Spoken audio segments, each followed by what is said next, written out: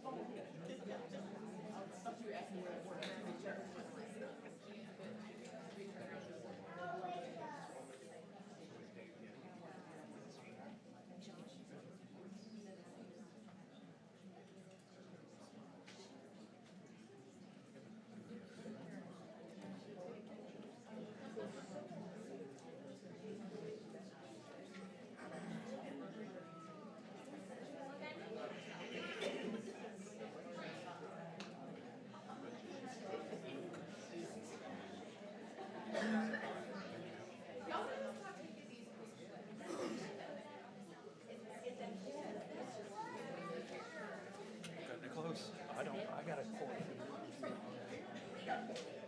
Over here, Josh.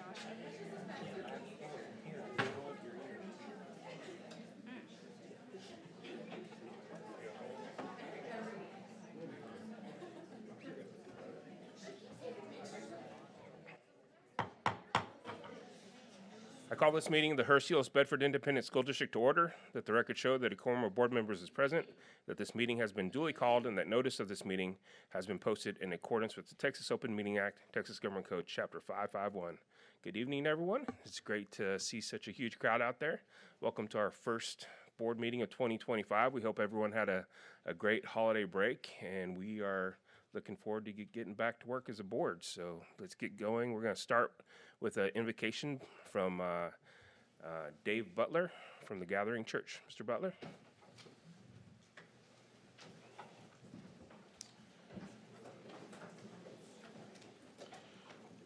Let's all bow our heads. Heavenly Father, we love and adore you, sir, and we come to you with a heart of gratitude and praise. We thank you for another calendar year. We pray that your grace, blessings, guidance, divine protection, and provision be upon our school district for the remainder of this year. You instructed us to ask you for wisdom and promised to give it in abundance. So we pray for divine wisdom this evening for our school board. We pray for insight, clarity, and grace for our administrators and educators. We ask you to give understanding and knowledge to our students. You promised that our children would be taught by you and great would be their peace. We claim that promise this evening. May we operate in a spirit of unity and peace. We invoke your covenant and decree that you are our God and we are your people. Lord Jesus, you are our King and we are your servants. May the power of your kingdom be present and manifest in every classroom and in every office. May your unconditional love and good news flow from every believer represented in our district. We thank you and give you praise for all your blessings and faithfulness. And in the name of Jesus we pray. Amen. Thank you, Pastor Butler. Next, we will be doing our Pledge of Allegiance, and tonight we'll be led by Isaac Cano and Penelope Cordova from Veridian Elementary. All right, you two can step right up here, And we've got the American flag over here and the Texas flag over here. And then when you're done, we got something for you, okay? So don't run off. Go ahead.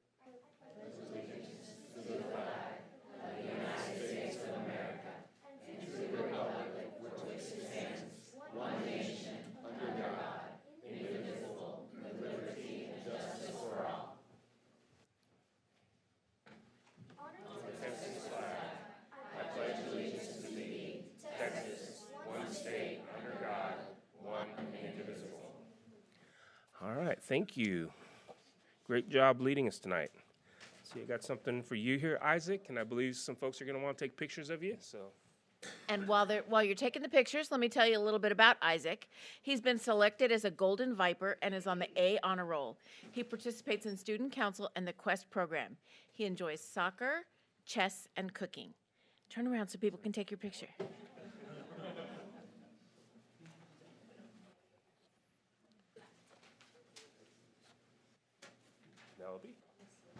Penelope is on the AB honor roll, and she participates in Suzuki Strings and Elementary Honor Orchestra. She is also enrolled in Spanish Immersion and World Languages program. She enjoys soccer, basketball, and arts and crafts.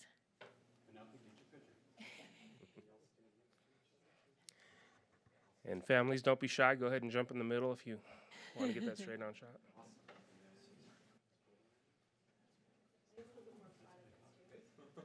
There you go.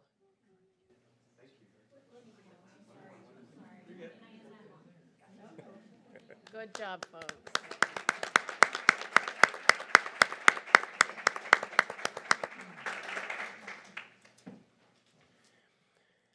Tonight, the Board of Trustees is meeting in a work session and its regularly scheduled monthly meeting to officially act on the items included on the posted agenda.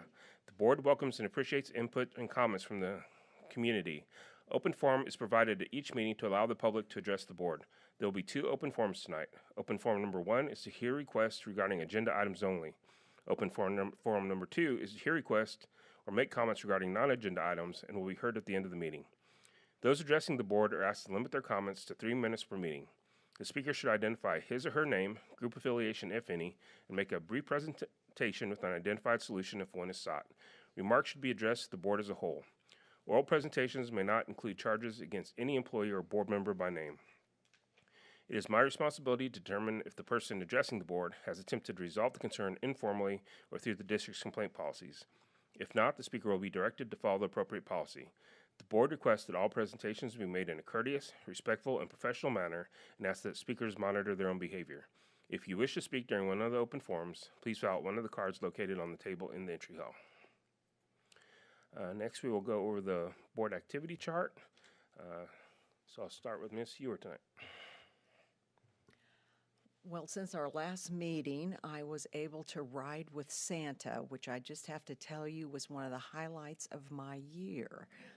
As a secondary teacher, I really never had the opportunity to go watch the Santa situation. So I just have to tell you, I was very impressed. And our administrative staffs and the teachers at those elementary schools do an awesome job of getting those kids, and they were so excited. So that was just a really exciting day. I also want to give a shout out to Michael Pena, who took time out of his busy day here.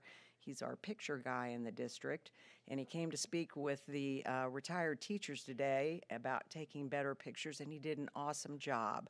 So I really appreciate the fact that we have people in the district that are willing to continue to share with other outside groups. So that was fun. That's great. I want to shout out one other group for the Santa Helicopter Days, and that is the folks that have partnered with us for 35 plus years, making that event take place, from Bell Helicopter, Bell Flight, and Santa's Texas volunteer team. I also want to say, and I say this probably a couple of times a year, I had the opportunity to attend the Trinity versus Bell basketball games. And I know many people go to the Trinity versus Bell football game. But if you've never been to any of the other sports Trinity versus Bell games, you have got to do it. Those kids give each other their best. And it just makes me so very proud. Mr. Campos? Usually we use this opportunity to tell about the things that we get to visit in our awesome district. But I want to this year really focus in on some really cool things and some shout outs and just give some credibility towards words due. One thing that I've had the opportunity to do since we've last had our board meeting, as many of you know, or if you don't know, I've recently been elected to the TAD board, and that's given me the wonderful opportunity of working with other school districts and other finance directors and to get to see how they do finance and everything else. And so I want to take a moment and just shout out to Dobie and his team. And from a public perspective, we will look back at COVID 5 years ago and say, you know what, it affected people differently based on their metabolic health. And if their health was bad, maybe they went to be with the Lord. If their health was good, maybe it was nothing more than the flu. The finances that we have done here under the direction of our finance team, Dobie, predecessor Dave, predecessor Debbie Ressler board, has set us up probably in the best possible shape that we could really weather anything that happens to us. And the perspective of that has just been overwhelmingly evident as I've worked with other school districts. And I just want to say, Dobie, thank you for that. Thank you, board, for being conservative and appreciating him, because it's very evident from my new perspective. Thank you, Mr. Campos. Ms. Wells? I had the great opportunity, as well as Julie and Becky, to read to students at Bel Air Elementary during their holiday reading event. It was really my first time, I think, doing it. I had a great time.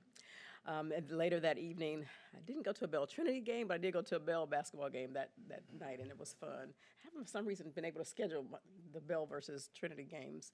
And then I also attended the Governance Committee meeting for the Education Foundation on January the 8th.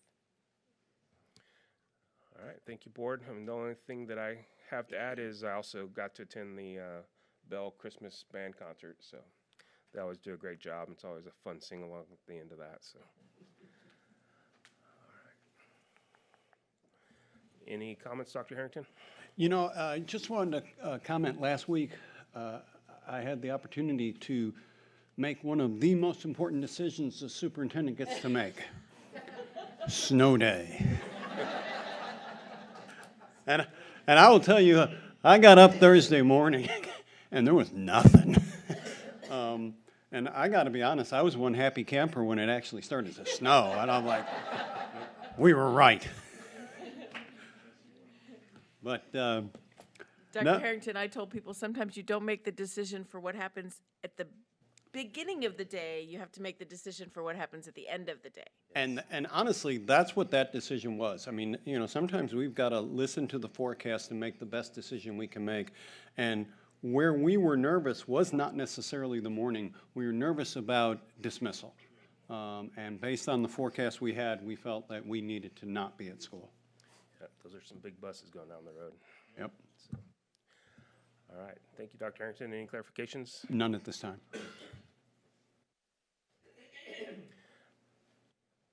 I'd like to say a quick thanks to our greeters this evening. You may have noticed 3 students in green blazers as you entered tonight. These students are part of the HEB-ISD Student Ambassador Program, which is a select group of students chosen through an application process and interview process to be the face of the district. They are trained to assist with public relations and communication services and are given the opportunity to positively promote HEB-ISD while developing leadership skills. Tonight we have, I'll try to get these right. Sorry if I mess up. We have Sabda Nupane, who's a Trinity senior. We have Shakar Banskota, who's a Trinity junior, and Pragyan Daha, a Bell junior. We've been using this opportunity to hear the voice of our district students by asking the ambassadors a question. This month, here's our question. Former President Jimmy Carter recently passed away at the age of 100.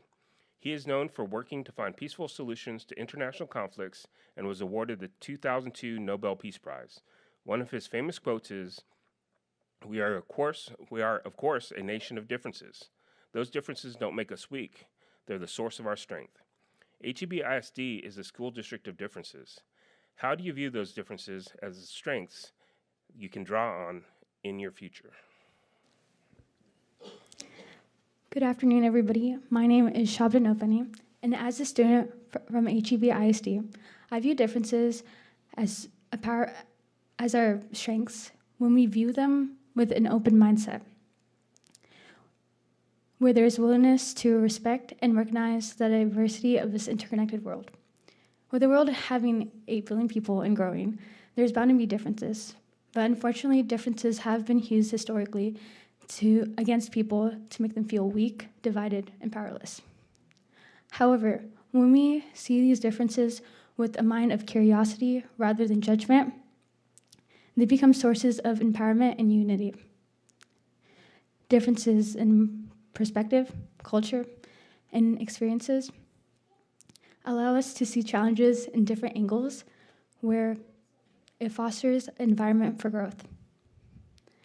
By valuing and learning from these differences, we can make stronger connections, break barriers, and we can also make new connections that we never thought we could.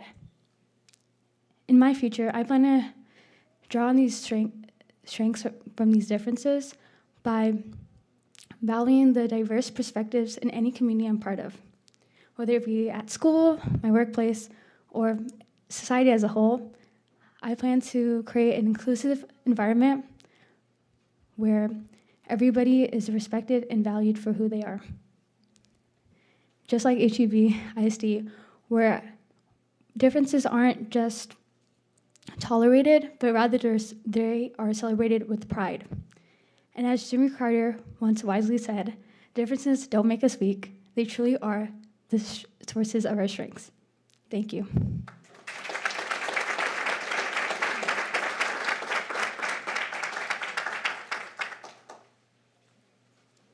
Hello, my name is Shakar Ben-Skoda, and I'm a junior at Trinity High School. President Carter was a man of compassion and vision. I believe that he allowed for us to see, through his legacy, that our greatest strength might just be our diversity. I believe that HEB ISD is one of the districts that directly represents this principle, because from our school board all the way to our classrooms, we have diversity in all aspects of HEB ISD, and we really make it shine, and we hold it as one of our greatest senses of pride. At school, we often celebrate through cultural days and cultural weeks. At Trinity, when we have Culture Week, we have a whole week of activities where we get to dress up using our cultural clothing, we bring cultural foods, and then we also have the cultural dance. I believe with diversity, we're allowed to understand other people's culture and use it towards our advantage, because when you get a diverse group of people together, you can pull from a bigger knowledge pool, which then allows for all of us to improve at any given task. I believe that when everybody is allowed to represent their own ideas, we transcend our individual capabilities, and we often surpass just what is the sum of all the parts. I think that when we allow our students to represent their own unique cultures, everybody can understand and also train in adaptation. I believe that in the current workforce and just the world in general, while English has become the working language, there is no working culture. And when we learn to adapt to other cultures and also how to respect other cultures, I believe we can work together with all future employees or colleagues. As the Dalai Lama once said, a capable man, when alone, is not able to thrive. We can use our diversity as a tool to thrive. So as Jimmy Carter would have wished, let's allow our diversity to create bridges and not barriers. Thank you.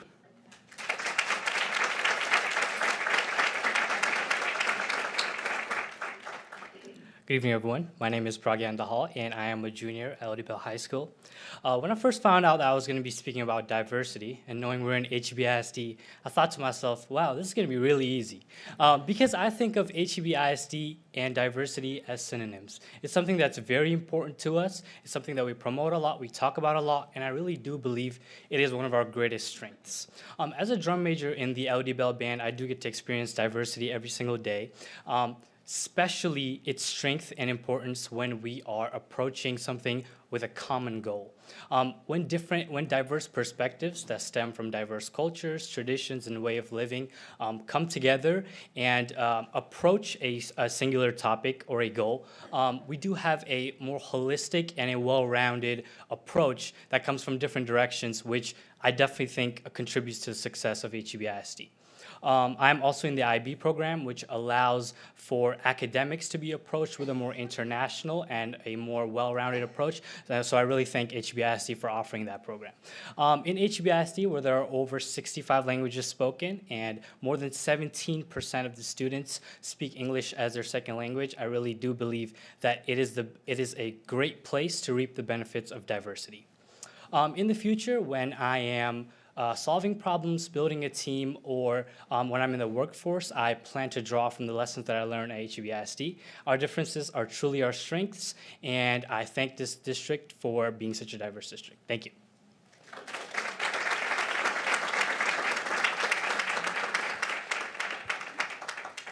Thank you, ambassadors, for those fantastic answers, because I think you really have helped reflect, what HEB is all about and our love of our diversity and how it does make us stronger as a district. So thank you. All right, next we're going to have school board recognition. Mr. Nielsen. Hello, thank you. January, as you may know, is TASB School Board Appreciation Month, and the district is honoring our school board members for volunteering your time and talents to ensure that your decisions positively impact the present and future lives of our students. The theme this year from TASB is Leadership for Tomorrow's Texas, which sounds very familiar with what we think about all the time. We would like to thank Matt Romero, Julie Cole, Chris Brown, Fred Campos, Andy Cargile, Becky Ewart, and Don Jordan Wells for your dedicated service to the students of HEB ISD. Thank you. We do have some artworks here. Yes. We did bring a couple of the artworks in here. There are more artworks around the corner back here for the board, but we have a couple in here today. This Texas-shaped poster was designed and created by Harwood Junior High students, and then the poster with outdoor scenes you see here was from Meadow Creek Elementary. But just in the interest of time, we've also brought up a representative person to speak with you, so I'd like to invite our Bedford Heights Elementary Principal, Miranda Martin, up to say a few words. All right, it's not Board Appreciation Month without cards, so we have a bunch of those. I want to introduce a little special something from Bedford Heights. So I'm Miranda Martin, I'm the principal of Bedford Heights, and I'd like to share a few words of gratitude to celebrate School Board Appreciation Month. The theme of this year's celebration, Leadership for Tomorrow's Texas, serves as a powerful reminder of the critical role you all play in shaping the future of the students in our community. Your vision and commitment are instrumental in ensuring that all students in HEBISD receive a high-quality education that prepares them for success in college, career, and life. You all provide every HEBISD student with the resources, opportunities, and support they need to reach their full potential. We recognize that your service as school board members is a voluntary one, and we are deeply appreciative of the countless hours you dedicate to our district.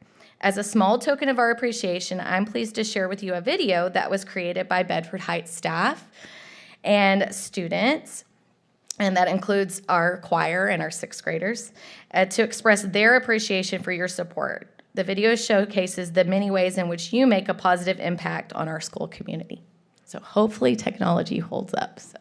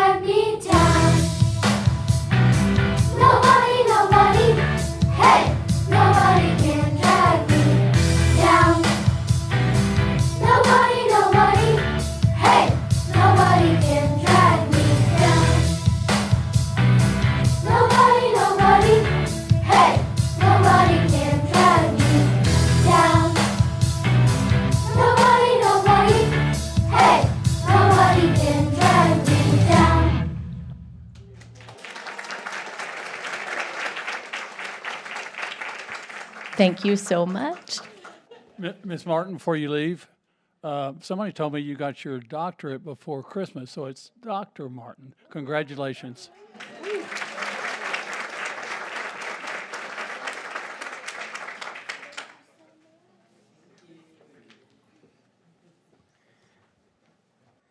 Thank you so much, Ms. Martin, and thank you to Bedford Heights for that great video. That would be Doctor. Dr. Martin, I'm sorry. I was just corrected on that. Yes. Yeah, it's always a lot of fun to go home, on this night every year and go through all these cards and see what students have written to you. It's one of the highlights of the year. So thank you so much for everyone who participated. All right, next we're going to have the Government Financial Association and Association of School Board Officials Awards Business Operations. Dr. Johnson. Good evening, and this just echoes the words that Mr. Campos was speaking about regarding our biz ops team and what they do to make sure that we're in a financially good place. So tonight we're here to celebrate our business operations team for their achievements in financial excellence.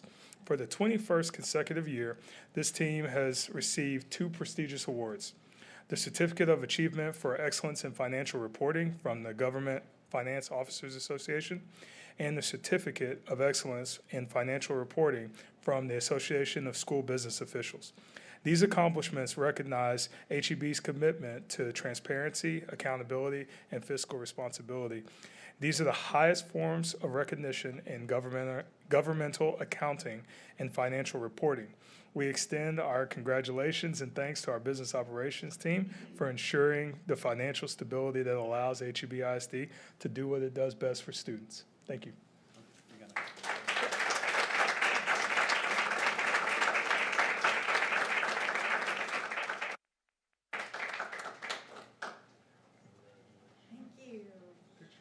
Oh, we got 2?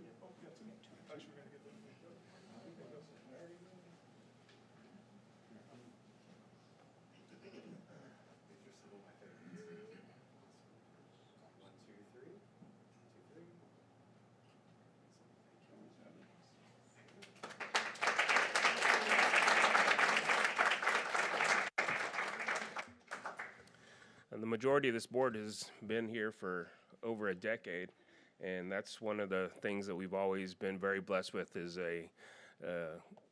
every leader we've had in that deputy finance position has always been a true professional and really, really great at their job, and it adds so much to the district that we have had that financial stability all these years. So thank you, Dobie, and thank you to David, and thank you to Mr. Essler and everyone who came before that. So it's been a great history in that position.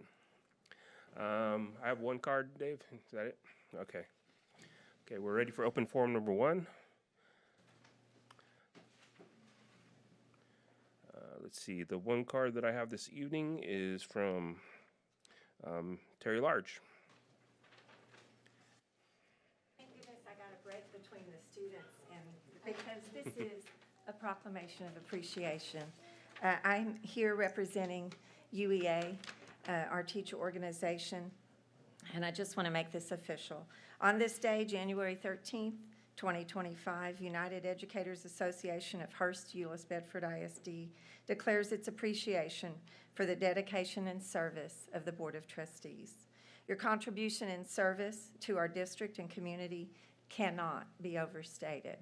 I've been coming to these meetings with you guys for the last 17 years, and so believe me, I know the time you put in just here and beyond. In recognition, UEA-HEB has donated in your name the following: $100 to the Clothes Closet and $100 to Six Stones. And so I'm going to leave these checks with you. And I have just a personal, quick gift to give to you guys, because what I want to say to you, today marks the beginning of our wellness challenge, our well-being at work. And so I just want to say thank you for all that you do for our school district, and remember to take time for yourself and your well-being. I have just a couple of little things to give you here real quick. So, I even put names on it. Thank you so much. I love y'all, and I know you know that. And I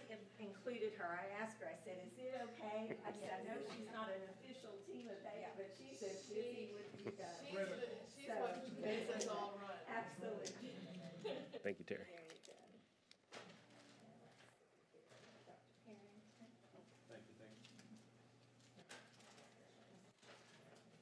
Find the next one. Let's see.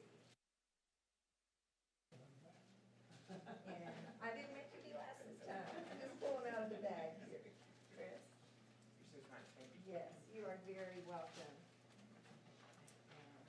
Fred?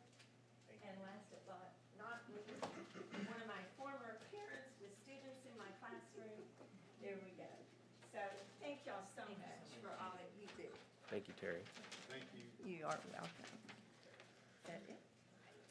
All right, having no additional cards, at this time, the board will go into closed session pursuant to Texas Open Meetings Act, Texas Government Code, Chapter 551. The board will adjourn to closed session pursuant to Sections 551.071, 551.072, 551.074, and 551.076.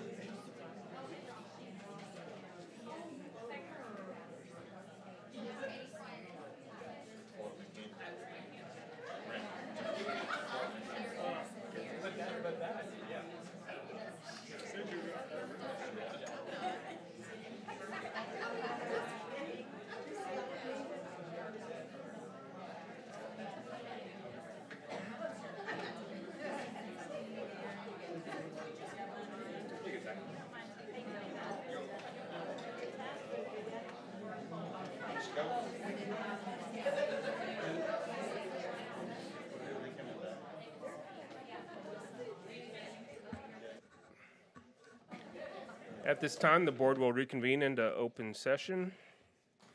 Action item 8.01, consider approval of South Euless Elementary School principal. I'll accept the motion. I move the board approve Dr. Angie Serino as the principal of South Euless Elementary School. Second. I have a motion and a second for the board to approve Dr. Angie Serino as the principal of South Euless Elementary School. Please vote.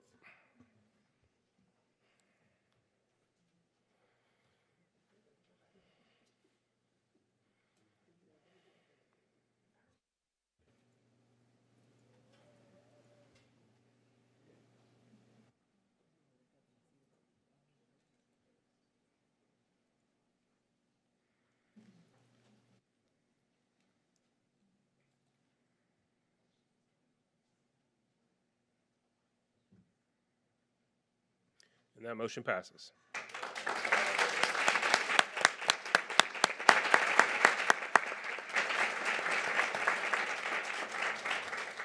Congratulations, Dr. Serino. We're so excited to have you taken over this position, and like to give you an opportunity to invite or to introduce anyone you have with you tonight. Okay, so I have my dad here and my brother, and then in the back I have my husband James and my son Benjamin. Wait, hi Benjamin. It's a little past his bedtime. I have my current principal and my instructional specialist here, and my former principal here from Meridian, and then Darla is the one, I don't know if y'all know, but when I was a first-year teacher out of college, Darla gave me my first position here. She was at Shady Oaks. And then I have this awesome group of people.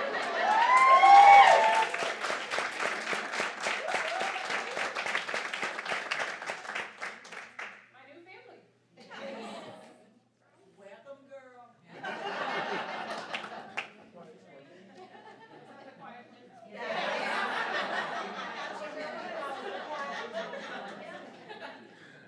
All right. Congratulations. We know you all are probably going to want to take pictures and stuff, so if you need a second to slip out, you can.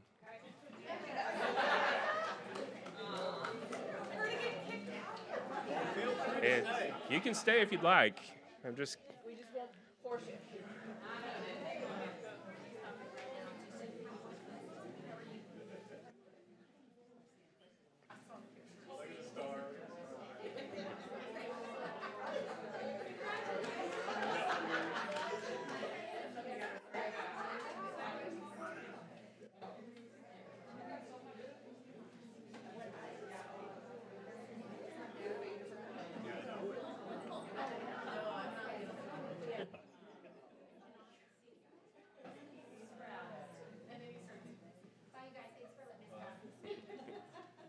Welcome anytime. This is how the room usually looks.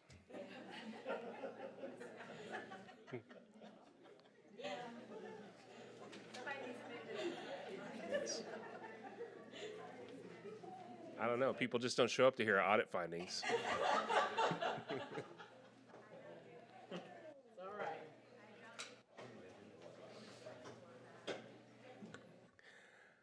All right, item 9.01, motion to approve consent agenda. Does any board member have an item they'd like to be taken off the consent agenda? There's only one tonight.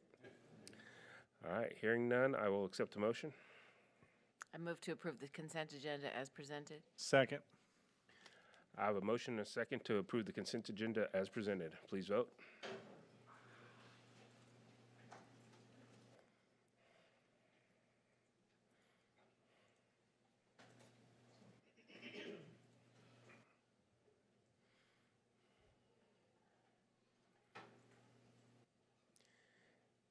And that motion passes. That's a 6. Is someone's vote not going through? It shows all 7 here. Andy's name's up there, but it doesn't have a vote next to it. It's got a yes here. Okay. I'll vote again. Mhm. I don't understand. It's consent. We've had issues with the consent. All right. Reports and presentations. 10.01, report on employments, resignations, and retirements. Were there any questions on this report? Disbursements for the month of December 2024. Any questions on the disbursements report? 10.03, 2024 results-driven accountability report. Ms. Reek. All right, good evening. It's an exciting meeting.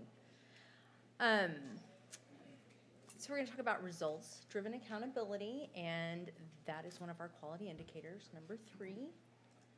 So we do this presentation every year. Usually we talk just about special education, but RDA is a lot more than special education. There are 3 indicators: bilingual ESL, and emergent bilingual, other special populations, and special education. The reason we typically talk about special ed is that a lot of times we have a determination of a 2, and we've had a 3 in the past, so sometimes we have a corrective action. This year, we are all at a determination level 1, so no corrective action. We've had some improvements in discipline and some improvements in our LRE for 3 to 5-year-olds.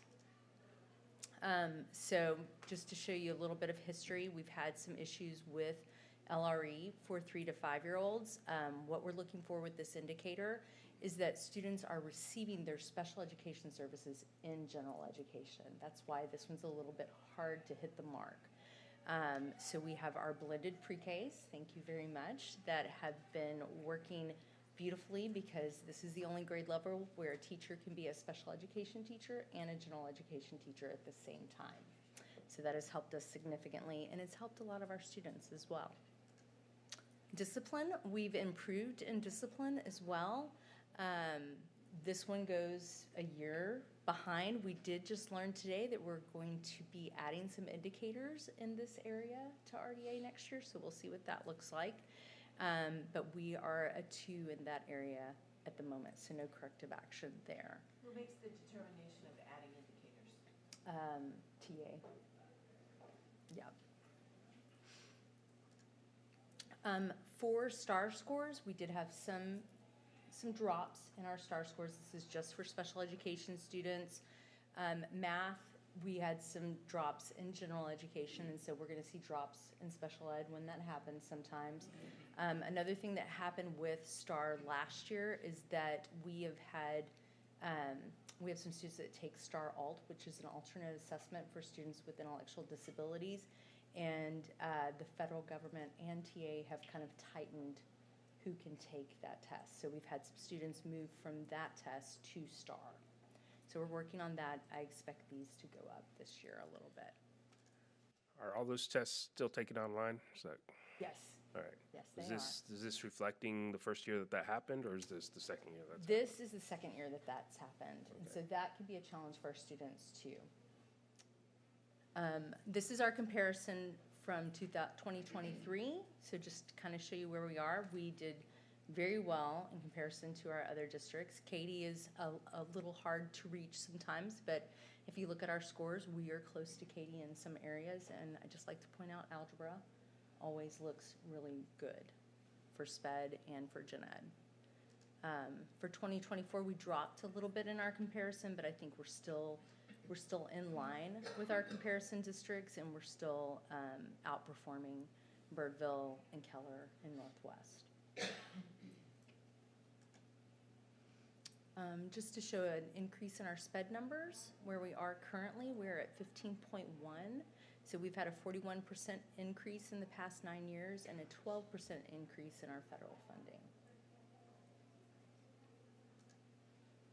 And just some things we're working on to help with that academic lag is our special education teachers are collaborating with general ed, and I've said this to you before, gen ed is where our special ed students, when they're in general ed classes getting that strong first instruction, that's where we're going to see success for our students. So our teachers are collaborating with general education teachers every week, and they're pulling specific training. We're pulling them for specific training, so we are doing some PLCs with our IR teachers on every other Friday with one of our coordinators. And then we are also working with them on how how do you work with students who have intellectual disabilities? Because we're starting to have some FOSSI kids that now have to be in gen ed and in resource classes.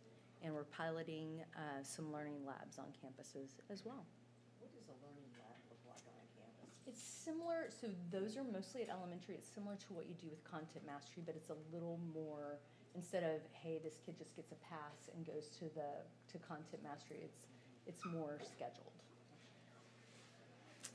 Okay, and then also we have specific training for our teacher assistants, because having good teacher assistants that can help with students academically and understand disabilities is very powerful.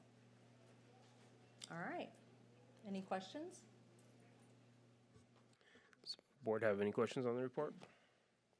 I have a question. Do you think people are moving into our district, especially for our special ed program? Because that's what I'm hearing from a lot of parents that my kids play clubs, so all those parents north of us I talk to all the time. They echo, I don't say anything, they echo that they know parents that move here because of our programs. Do you say that's true? I hear that all the time, and I specifically hear that when we're talking about FOSSI, and I do think that's true. And that was a presentation we had earlier this year. Our FOSSI numbers keep increasing, and a lot of it's move-ins. And I don't know if it's because they know we do a good job in that area, and that we specifically support that population, but I'd like to think that's the reason why. I mean, it's hard to keep up with it, but I wouldn't do it any differently. I had a parent call me today from Keller. You did. So that's the reason I asked the question. Yeah. Thank you. All right. Thank you. Oops.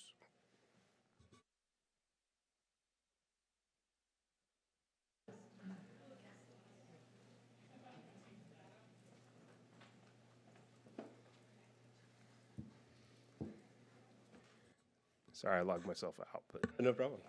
next we have our architect's update. That's right.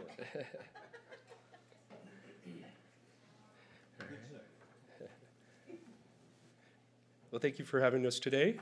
Today we were going to provide you an update on some design evolutions that we've had over the course of our design process with the district, and then give you some updates on the courtyard designs at both LD Bell and Trinity High Schools. The design evolutions, we brought this to you. As you can see, we did not bring you planned updates this time. Both projects are in bid right now with Joris. So they are being bid by the contractor. So you've seen the most up-to-date plans to date, so we don't have any updates for that. So instead, we were going to give you some the overview of the evolution of the design as we've gone through and touch on some of the things that we've discussed with you. One being the exterior design of LD Bell and Trinity. We did replace the wood look and went with more of the stone and masonry, so that was something that we brought to you to look at and get your input, and also the campuses as well. Another thing that we looked at over this course is providing basketball goals that are ceiling hung in the competition gyms, so that's been implemented into the drawings and being bid. Another study that we did was really involving more the cities of Euless and Hurst, and really looking at those gymnasiums and how the smoke evac system works in there, getting that approved and moving forward with a decision that they were pleased with and was really more beneficial to the district. Another item that we addressed was the auditorium layout. We had a number of meetings and really discussed how that would work with the orchestra program, with the current layout that we have at both campuses. They both match in their function and their amenities for that program. Another one that we brought to you and looked at is an evaluation of terrazzo as a flooring material throughout the public spaces. We did that study looking at some different materials and came to the conclusion that terrazzo was best for the district moving forward. And then one that has just finally finished evolving right before we issued for bid was the Trinity administration offices. We had a number of meetings with the staff and the campus to really lock down how that space would work best for the campus moving forward. So, any questions on any of those before I move to the courtyard design? So we will begin with LD Bell. Here is a rendered version of aerial view of the courtyard. We did put the existing courtyard just up for comparison. These are not to scale to each other. We put the dimensions on there. So the existing courtyard is about 130 by 92 feet. The new courtyard is twice as long and almost twice as wide at 260 feet by 150 feet. What you can see denoted here in the green, a lot of that is turf. It's artificial turf, so there's no grass cutting that would be required in the courtyard space. And other than that, it's pavers, concrete, and mainly trees and some shrubs in that space. The views that you can see, the view 1, 2, and 3, that's going to be reflected in the 3D views that we have coming up.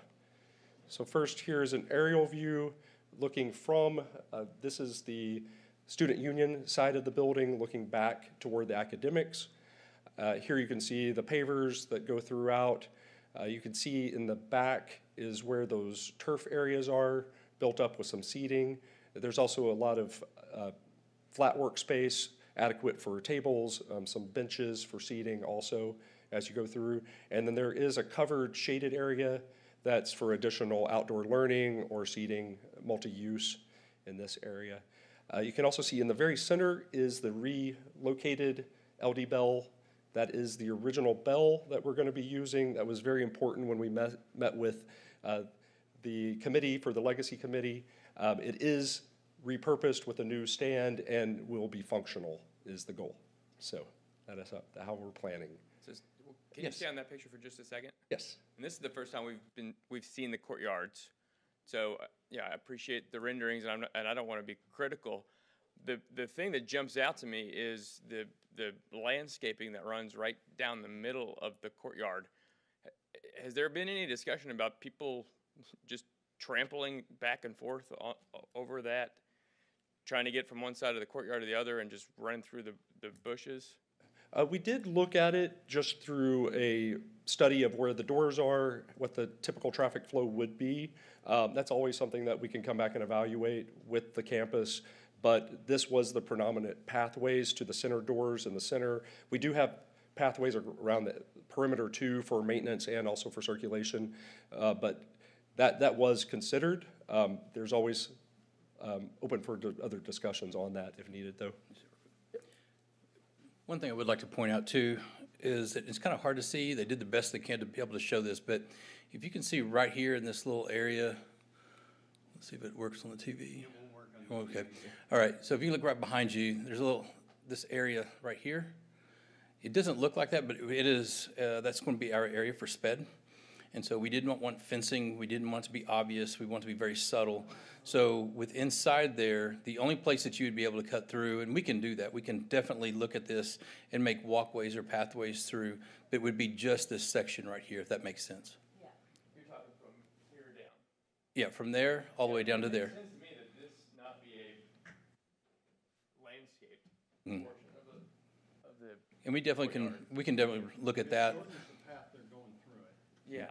But just wanted you to understand, like, there's no going through this area. We're not cutting through any of that because of the way it's designed. Okay. Thank you. So there's no central door coming out of the student union part, right? There is not. The doors are on the corners under the covered walkways, so all those will also be covered to encourage people to be able to use more during the year and the season, so they're covered. You're kind of funneling, it's just kind of two different designs to funnel traffic towards those big center doors. Correct. Going into the education wing. That's correct. This is the education wing, the primary on the left. This is just looking from the opposite direction, really seeing the larger turf area. There's been a number of discussions about this space being used for other purposes. You can have groups of people out there, classes out in the space. Even we were told that some of the performing arts might utilize some of the space for different types of performances in that courtyard. And this is more of a standing in the courtyard view, looking back and really getting a better look at the new LD Bell tower that we have here.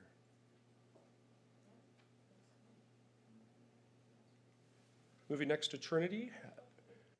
Again, this is the courtyard that's just off of the student union area. It is the same width and almost the exact same length. It's just a little bit longer at 275 instead of 260, so very similar in size. You can see the layout is a little bit differently. That is a lot to do with some existing trees that we are keeping in this courtyard. So that kind of directed a lot more of that layout of the space. This is looking back to the student union, some of that screen, vertical screen wall to help in the shading of that area. Just had a couple notes on here that that's the primary area where we're saving as many trees as we can. And then as you look back from the other direction, there was some discussion about saving some of the large stones and rocks that are in the existing courtyard and repurposing those possibly for some seating areas in this courtyard as well.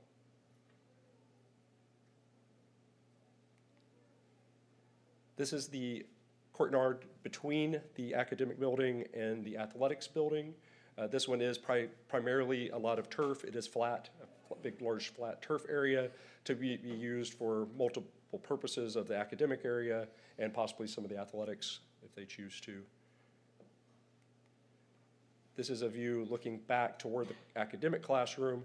There is some grade change just to the site, so that's where you can see we have some seat walls built in, stepping down from the academic, really kind of opening up.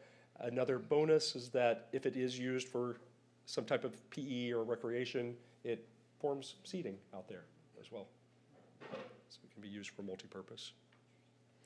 This space is also right adjacent to the special education classrooms, so we're envisioning this space being utilized as some breakout space for them as well.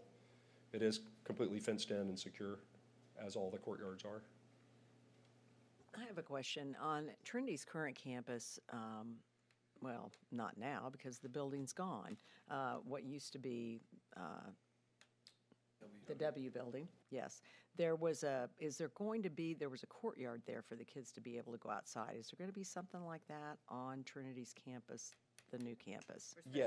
For the SPED kids in Yeah, that this program? is the primary space that they will be using and utilizing. Their drop-off area is just through that little open space that you can see right to the north. So that is the SPED drop-off and pickup area.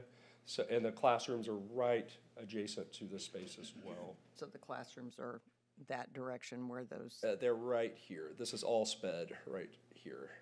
Okay. It's right on this corner. This corner, it wraps around this whole corner is the SPED area of the campus. Okay. But in that special ed at Trinity now, there's an area that's surrounded by chain link fence because we have runners. Yeah. So we let them outside and they can't get over that, I think it's 8 foot tall now. Well, it's They can't gone get now, away, but so that's where it was. when you put them in this area, are they able to run and leave campus? They cannot. This courtyard is completely enclosed. There's fencing at the back, and you can see at the front of this, there's a fencing here as well. So it is completely enclosed courtyard. It's not open, So you just have to chase them from that corner to this corner? potentially. Okay. That is correct. Okay. I've Good. chased many. Thank you. I think Becky has too. And that is updates on the courtyards. Any additional questions? Back a couple of slides. Yeah, right there.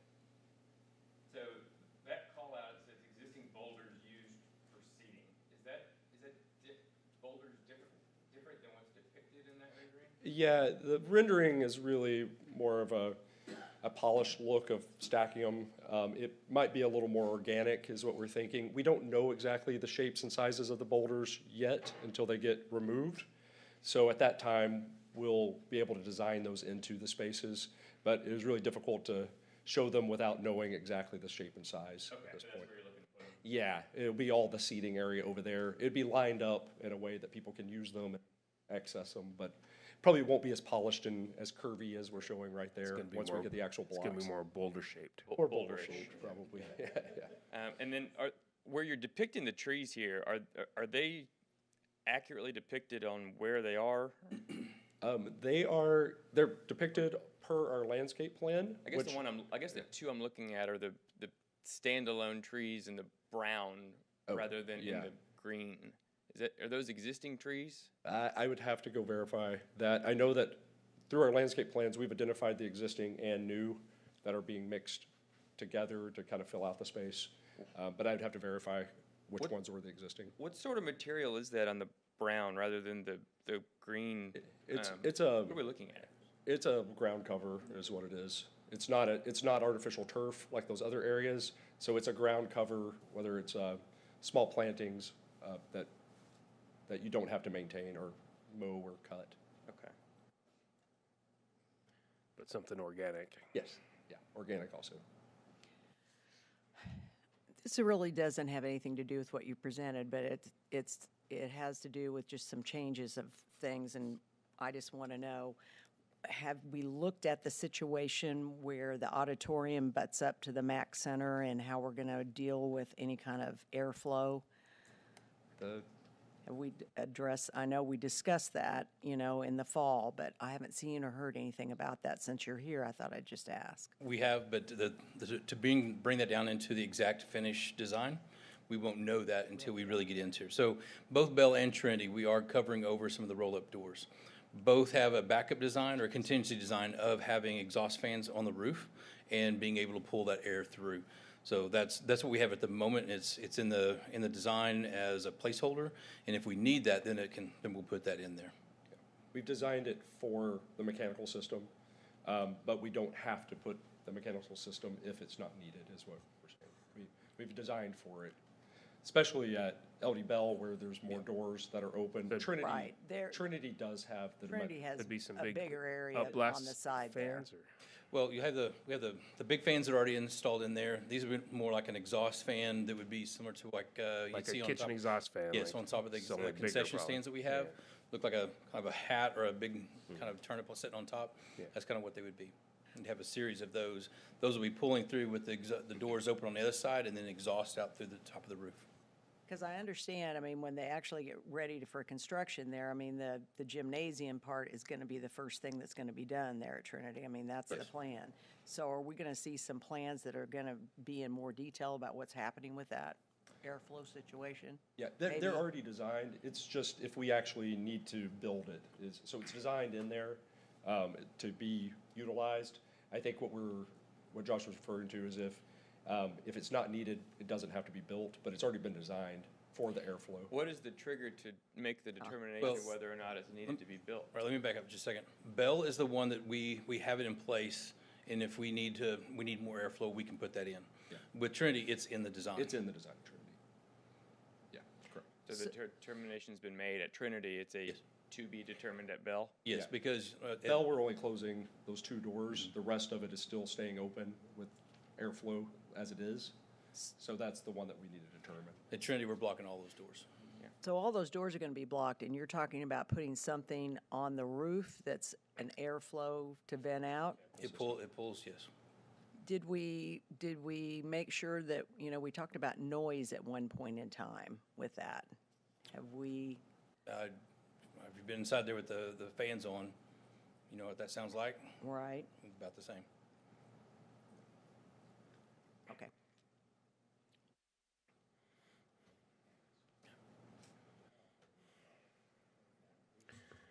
All right, does the board have any other questions? Okay, thank you. Thank you. All right, next we have our district survey results. Mr. Nielsen.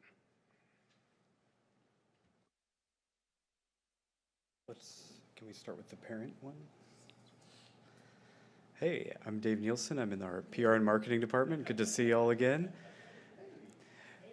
Each year we come in and present our district survey results, and just as a reminder, we do 3 district surveys. We do a parent and community, a staff, and a student, and there's a lot of slides. I'm going to try to move quickly. Feel free to ask questions during it or just slow me down, speed me up, but I will start stepping through here with our parents and community members. There's information about how they conduct the survey. Our total number of parent and community responses is down a little bit this year. I always ask our survey vendor, how are we doing here? What are other districts seeing? And they are seeing kind of a gradual decline across all districts on surveys over the years, just like we are. But they say other districts are seeing more than we are. I asked, is this concerning? Do we need to do more action to try to get more responses? And they said this would not be an action need in their eyes from the survey company. And I said, well, it's still a drop. So what we're going to try to do this year, because I poked at them a little bit, is they are rolling out the ability to text the survey link to parents, and that's something we haven't been able to do in the past. So that's something we're looking at doing next year to see if that will help kind of keep our numbers a little more steady there. But again, they said this is not alarming at all based on what they're seeing in other districts. In our strategic plan, we aim to have parents and community members give us 90% of parents and community members give us an A or B rating for the quality of our education, and we have met that goal here. We usually are right in line with that, but we're at 90% this year. We ask our parents and community how they want to get communicated with, email, and then text message right behind, so that lines up with our plan. We do also ask our community members, our non-parents, how they like to be communicated with. There aren't as many responses here, but this is kind of in line with what we usually see because we can't email them directly yet.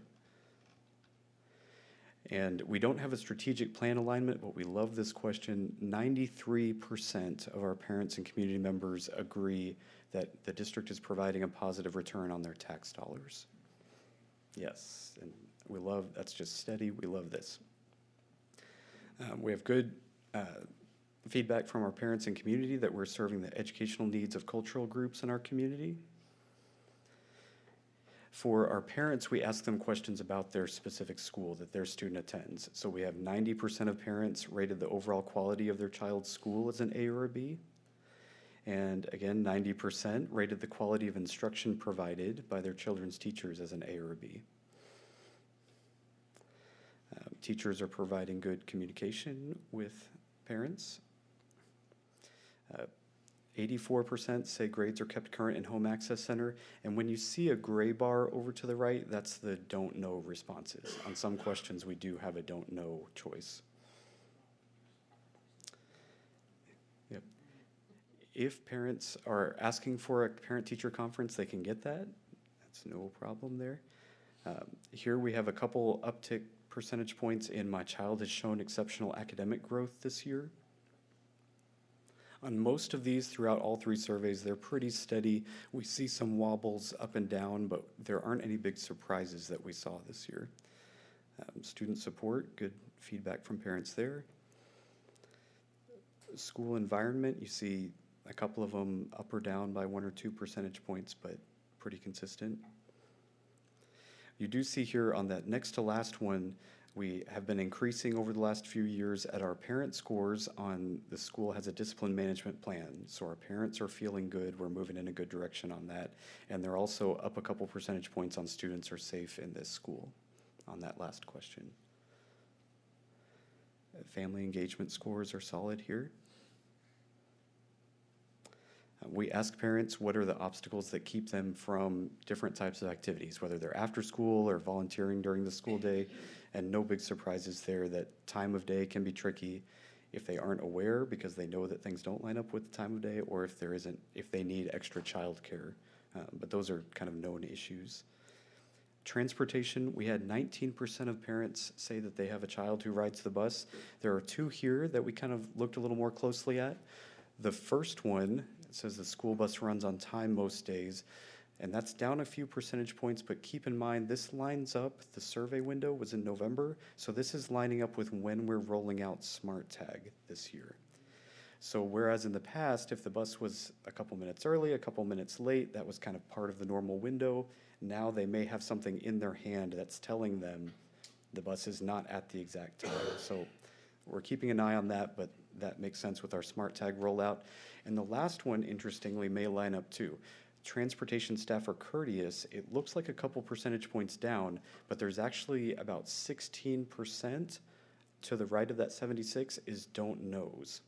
So if you picture parents may have needed to call transportation before to ask a bus question, but now they have that information in their hand, they may not be interacting with transportation staff as much as they used to. So 2 that we're keeping an eye on there, but may line up with our Smart Tag rollout. Building and grounds, we have good scores from parents and guardians. And we ask some GT questions. These are great scores, solid, and we work with advanced academics. I think they report this out for some reports they need to do. And we ask Net Promoter Score questions. We ask, would you recommend this school to people in your life? And the number to look at is on the far right, that 54. This is calculated in a different way. It's not a raw percentage number, but that 54 puts us kind of up, knocking on the door of those love mark brands like Costco and Target and Starbucks and Apple that people just love to come back to over and over. Our survey vendor that I talk with actually said this is unprecedented among school districts to have NPS scores this high among parents. So they're just flabbergasted when we get our results back like this. And we do ask that. This was for parents. We also ask that to our community members. This one varies more depending on which way the wind is blowing, but we were also at 54 with our community members this year. So we are very excited about those. And that is the speed run of our parents and community survey. And we can go on to our staff one next. Can I ask a really quick question, Dave? Great data, but by no means criticism, just I'm a geeky, nerdy guy.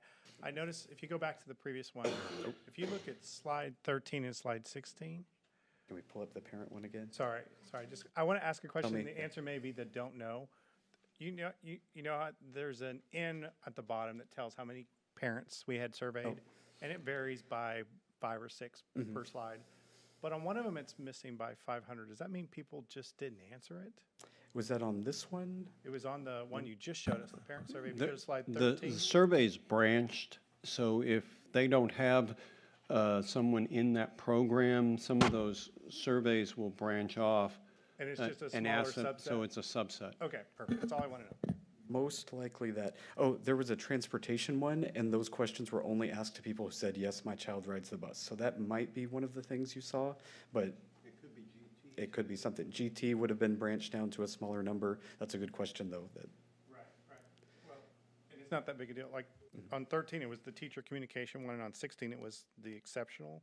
Just seemed strange to me. I will make a note. Just spot check. It's probably a subset. I was just curious. Okay. Thank you. It could be an elementary. All right, so this is our staff survey results. Here we have a little bit of a decline from last year, but it's still higher than the number we had 2 years ago. In our strategic plan, we aim to have 90% of staff rate us an excellent or good for the overall quality of education, and we had 95% of staff rate us that way. So we are exceeding that target again this year. And I will move through these other slides quickly, but I like to focus on this one for a moment because we have 98% of our staff saying, I'm proud to work for HEB-ISD, 99% of staff at the bottom saying that they share the district's vision, mission, and goals. Our survey liaison always emphasizes these and says other districts are aspiring to be anywhere close to this. So when we're looking at some of the fine tuning of these other numbers and the things we want to pay attention to, remember they're in the context of this HEB world that we're in. We have employees saying they're engaged with their jobs. My work is engaging at 98%. Using continuous improvement at 98%. They're getting good customer service, calling district and other schools, district offices and other schools. They're proud of the quality of services at their department. And they work in a positive and caring environment, up 2 percentage points. We do see some variation on campus administrator and immediate supervisors. Those wobble up and down a little bit. You'll see some of those move down 1 or 2 percentage points, but we have some where they move up 1 or 2 percentage points, but you'll see that in these next couple.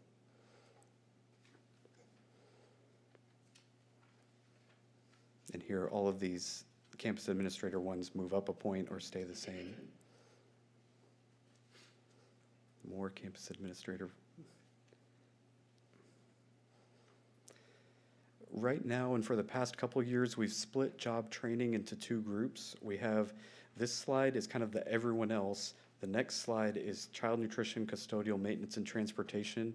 But this hasn't really been giving us a lot of useful data, and our survey liaison keeps suggesting that we recombine these. So we're going to take a closer look at that. For right now, this is kind of the everybody else. This is teachers and principals and administrative staff. And these are all about the same or up a percentage point there. And then just among our child nutrition, custodial, maintenance, and transportation, these are up several points from last year. So we're in good shape with both, but we may look at combining those again. Building and grounds from our staff, who are probably the best audience for this question, gave us solid scores. They're in the buildings every day. And very high scores from our staff on serving educational needs of cultural groups in our community. As usual, high scores for our human resources department from our staff. And a couple percentage points up here on this last question that there is someone I can go to help me with a personal problem even. We have friends on staff. Our staff prefer to receive emails and text messages, no surprises there. This next set of questions we just asked to teachers, who are about half of our survey respondents among staff. And solid scores here, 98% know the campus expectations for parent communication. We asked teachers, how do you feel equipped to work with different populations of students? And those kind of wobble up and down, but are pretty solid. And again, moving up a percentage point on working with students who are struggling.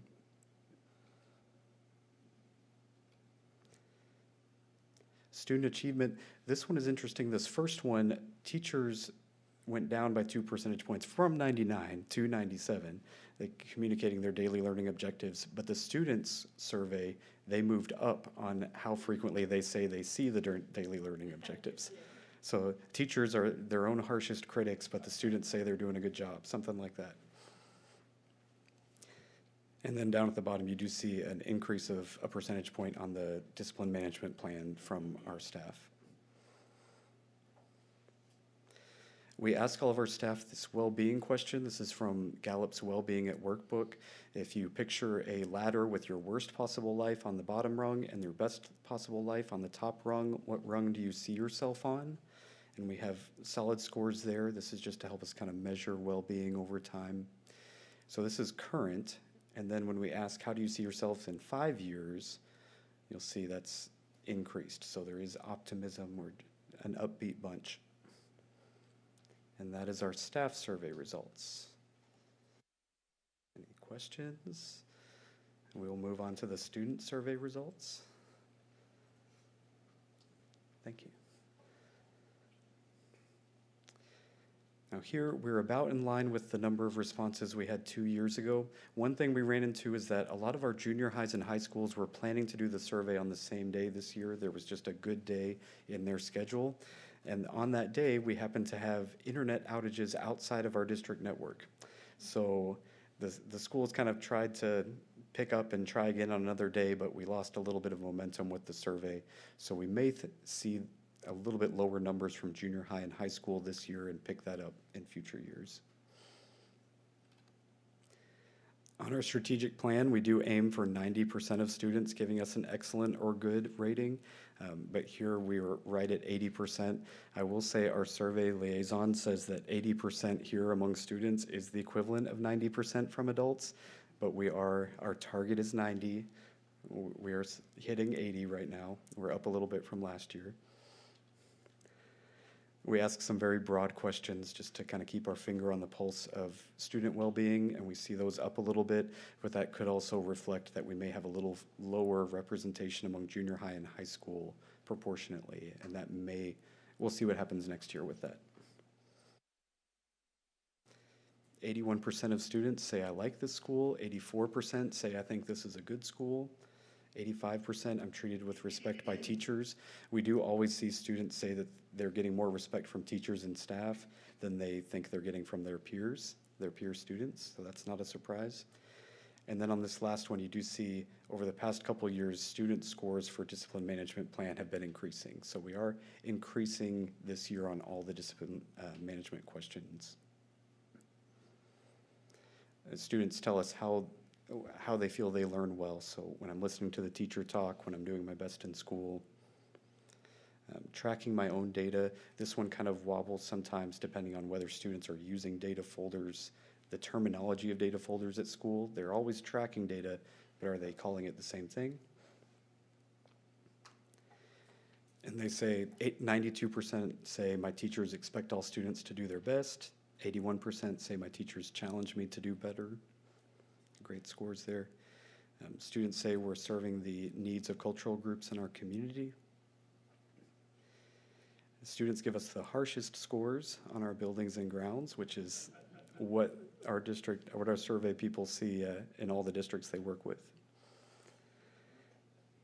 And we have more than half of students say that they plan to attend a 4-year college or university. They can choose multiple answers on this, so we also have lots of students saying they plan to get a job, attend a 2-year school, a training school, join the military, but pretty stable numbers there right now. And we also ask, 70% say they're interested in hybrid courses for high school or college credit, and 94% say that they know their student provides opportunities for clubs and organizations. And that is our student survey results. So that was kind of a speed run through. From here, we keep looking at this, we keep pulling apart data, not necessarily as a diagnostic tool, but to say, let's keep looking, what do we want to take a closer look at, what do we want to ask our staff about, and just keep growing from there. Yeah, and the facilities one, at some point, we're gonna have to change it to, was your school built in this century, or was it not built in this century? I feel like we saw numbers uptick when we started Bel Air and Oakwood Terrace. When we opened those up, I felt like there was a little bump upward, so you got it. Yeah, because the average doesn't tell us much, but, you know. All right, any questions? Thank you, Dave. Thank you, thank you, thank you. All right, we're ready to get into our action items for this evening. Nothing was removed from the consent agenda. So item 11.02, consider approval of update to the 2024-2025 staffing table, new units. Ms. Tuttle. We are coming to you this evening to ask for an additional 5 bus driver units. And these will be not only to address general needs, but also will allow the transportation department to have a little bit of wiggle room such that their entire office team is not needing to constantly relieve routes that are not covered, so that they can actually be present and do some of the things that need to happen back on the ground while all the bus drivers are out. Any questions? Kind of a pool to pull from, so we're not pulling mechanics and stuff to drive routes. That's exactly, yes. Because 5 seem like a lot at once, but that makes sense. That's right. All right, any questions? I'll accept the motion. I move the board approve the new units as submitted. I have a motion and a second for the board to approve the new units as submitted. Please vote.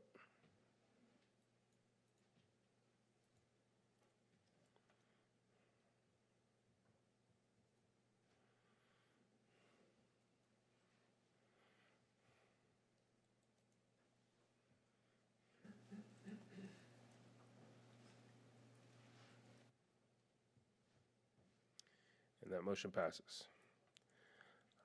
All right, now for what we've been waiting for. Consider approval of the annual comprehensive financial audit and financial year ended August 31st, 2024. Yes, so of course, I want to turn it over to Ms. Sarah Dempsey here in just a second, but while I got the mic, I want to give credit where credit's due for the awards. Thank you, Fred, for those kind words. And before Dana leaves, that's where all the work happens. Dana, Janice Hollingworth, Dana Laux, they're the boots on the ground. I'm that little guy in the back of the boat that just, through the little microphone, I just keep everybody rowing in the same direction. They do all the work. That's where the credit goes. And then lastly, it's Board Appreciation Month. We could not do what we do without you guys. Without your trust and your support, we could not perform the way we perform. So thank you guys. Now I will turn it over to Sarah Dempsey with Weaver. Thank you. Let's see. There we go. Thank you all for having me tonight. Like was mentioned, this is the 8/31/2024 audit. I'll go through the audit process, the results, and then we have these required communications that we have with you every year to go through what the auditing standards require us to communicate. There aren't many upcoming changes, so that'll go really quick. For the audit process, we did start planning back in August, and really what that is we walk through the internal control processes that are happening during the fiscal year and make sure that they're operating as designed. So that's what we call interim work, is going in and making sure that those processes are operating. And then the business office they're here every day. They go in and close out the year. So they're making the journal entries, and this is when the financial statements are prepared, and then we come in and do the financial statement audit. I'll call out real quick, issue before the holidays this year, so about a month ahead of what we normally do. Really appreciate the team's work to do that. I know it was a lift, but then everyone got to go enjoy their holiday break, and so it was a faster timeline. We appreciate that and their hard work to do that. For the auditing standards, single audit compliance, nothing has changed there. Still generally accepted government auditing standards, generally accepted audit standards, the single audit with federal compliance, and then your state compliance testing happens as well. It's a risk-based approach, so what we do is we take a look at what happened in the prior years, compare it to current year, and look for where there could be risks of material misstatement. So that's what we're coming in and doing an audit of, making sure that those financial statements that you're being presented with monthly are financially correct at year end. And so what we go through is, where could these misstatements be? Could it be the state aid calculation with the estimates going into it? Could it be construction in progress with the construction that's about to take place? So each year we do evaluate that differently, and that's how you get a new audit every year. We are obviously having to check cash reconciliations, investment reconciliations, long-term debt each year, but there are certain changes that happen each year depending on your circumstances, and so that's where our audit processes will change up each year too. We do have to test internal controls because of the single audit, because of that government auditing standards compliance. That looks like disbursements being tested, payroll being tested, making sure that people are getting paid the amount that they should be, that the checks going out are to valid vendors, there's proper third-party support to support those payments going out. So lots of internal control testing that occurs during the audit as well. So during interim, I mentioned what we do, and that's really looking at those transaction cycles during the year.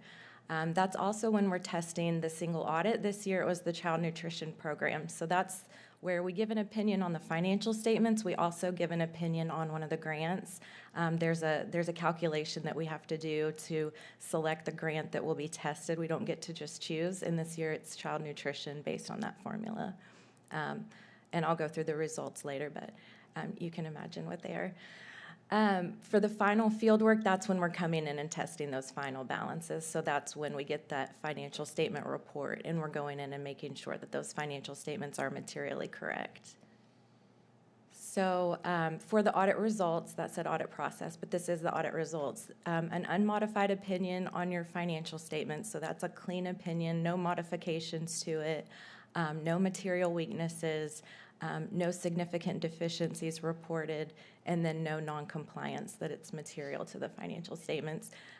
We would have talked to everyone well ahead of the meeting. And then for the federal awards, same with the child nutrition program, unmodified opinion. You're considered a low-risk auditee because you haven't had these material weaknesses in the past, and there hasn't been these significant issues that some other districts may have seen, and so you would be considered low risk.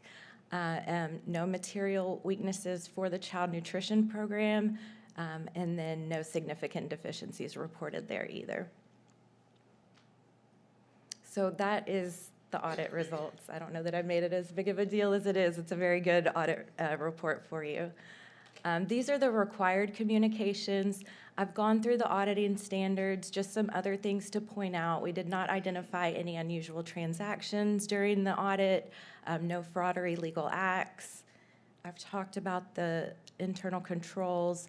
For the estimates, we do have to make sure that the estimates are without management bias, they're reasonable, and that state aid calculation is really one of the biggest estimates in the financial statements. You also have a pension estimate, but the actuarial reports, TRS, we get a lot of third-party support from that, so it's not really a management estimate. And then at the end of the audit, we get representations from the team, everyone that we work with, that what they've given to us is everything that we would need to support our audit opinion. There's nothing that they've left out.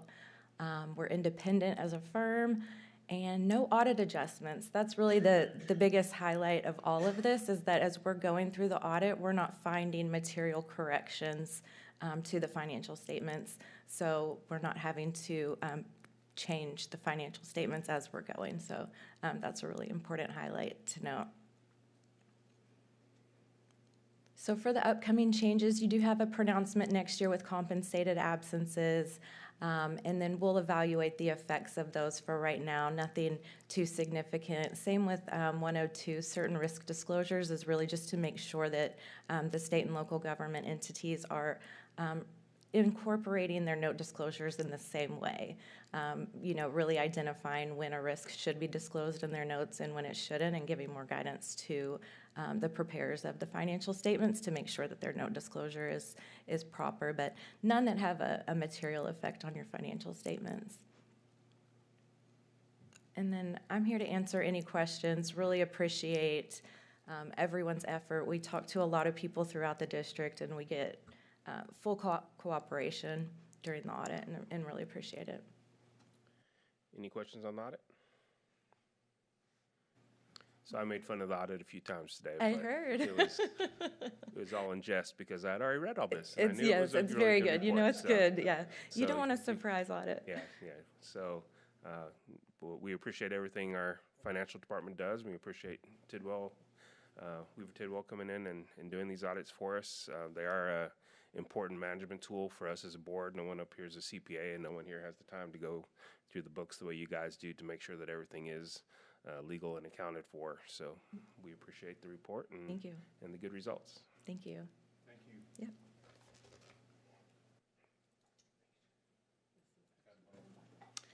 Yeah, it is an action item. I will accept a motion to approve the audit. I move the board approve the annual comprehensive financial report for the fiscal year ended August 31st, 2024, as presented by Weaver and Tidwell LLP. Second. I have a motion and a second for the board to approve the annual comprehensive financial report for the fiscal year ended August 31st, 2024, as presented by Weaver and Tidwell LLP. Please vote.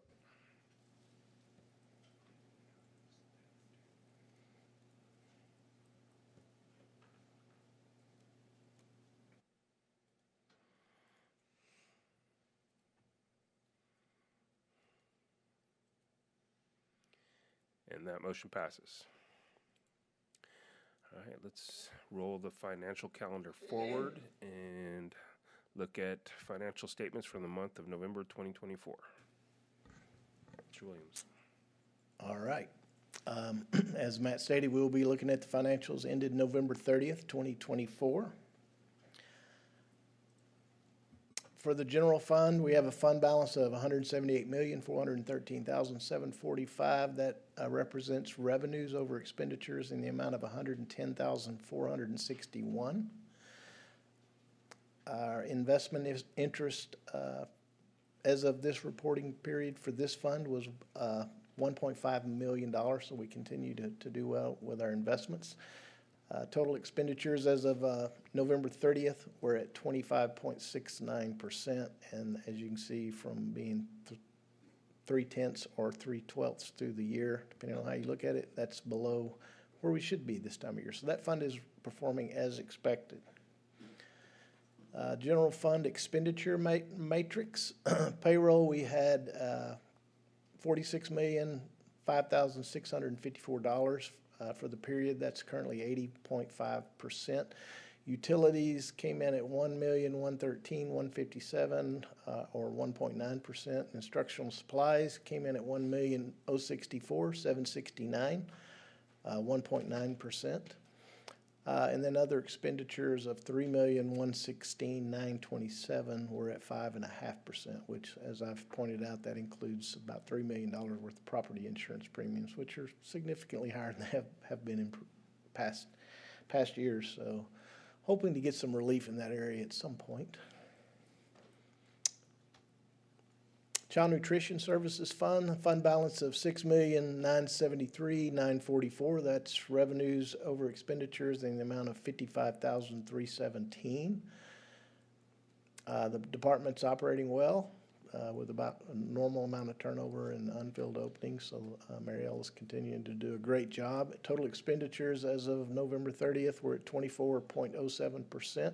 So that budget is operating just fine. Debt service fund, fund balance of $32,472,338. That's revenues over expenditures in the amount of $8,223,632. Of course, we will be making our first debt service payment here in a few weeks, due February 15th in the amount of $18,338,525. And our second and final debt service payment will be in August, that payment will be $43,104,400 for a total debt service owed for the year of $62,033,800. Investment interest for that fund came in at $295,000 for the period. Tuition-based pre-K program, that has a fund balance of $463,668. That's revenues over expenditures in the amount of $123,518. As of 11/30, they were at 25.96% of their budget, so they're doing well. And revenues received for the period is at 39.28% of the budgeted amount. So that fund is performing very well also. Special revenue funds. As you know, those are self-sufficient funds. We spend what we get, as I say every month. Total expenditures as of 11/30 were at 18.67%, but like I say, those numbers are kind of skewed. They stay well below our tracking number, but those funds are tracking as expected. Campus Activity Fund. $3,742,587 in fund balance. That's revenues over expenditures in the amount of $380,159.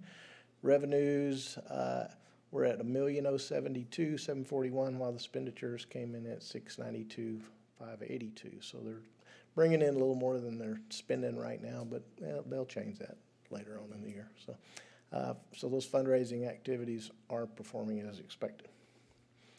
2024 bond, that has a fund balance of $563,879,360.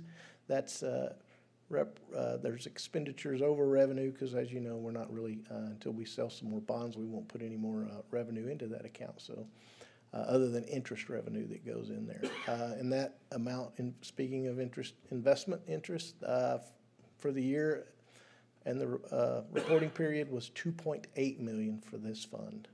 So we're continuing to do well with our investment income. And as you know, the first issue was back in February, and we will be looking at a possible second and final issue sometime in 2026 for the remainder of those bond funds. That number missing some zeros? Which one? In the bottom line, that unsold bonds totaling $397,300. Yes, there's missing 3 zeros, 397.3 million. Yes, I left off a few zeros there. Good catch, Matt. Sorry about that. Sarah's going to get you on that if you don't. Yeah, I'll correct that next month.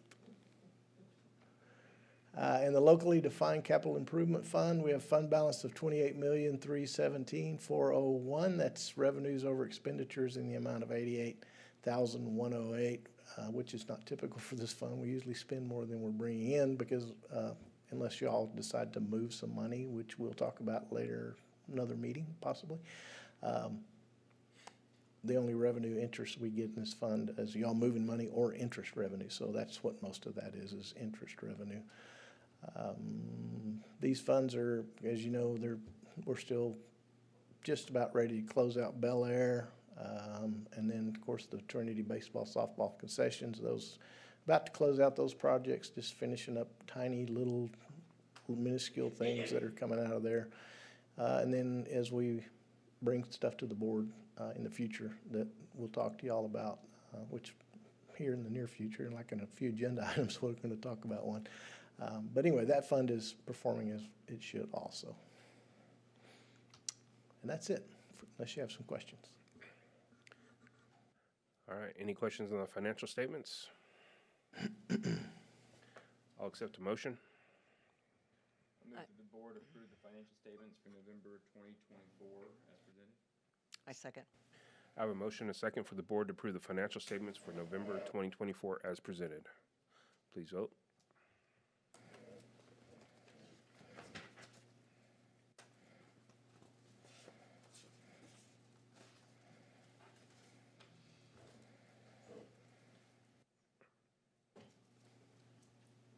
And that motion passes. Consider approval of budget transfer and amendment request for consideration in January 2025. Okay, this month they're pretty routine. The only one of significance is request to move $53,750 for to curriculum staff development for TK Consulting contract to do some staff development. Any questions on transfers? I'll accept a motion.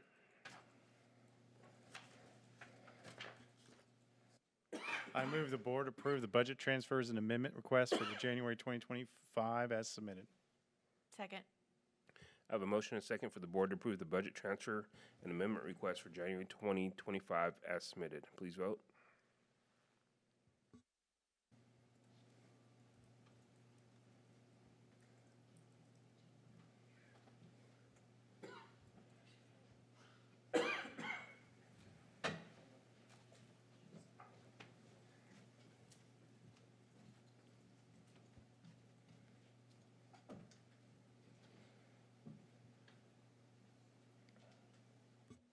And that motion passes. All right, consider approval of quarterly investment report for quarter ending November 2024. Okay, you've got before you the quarterly investment report ending November 2024. We're continuing to earn investment earning income at a good rate, as good as we can possibly do. And if you've got any questions on any of that, I'd be glad to try to answer those. Any questions on the investment report? I'll accept a motion. I move that the board approve the quarterly investment report for the quarter ending November 2024 as presented. Second. I have a motion and a second for the board to approve the quarterly investment report for the quarter ending November 2024 as presented. Please vote.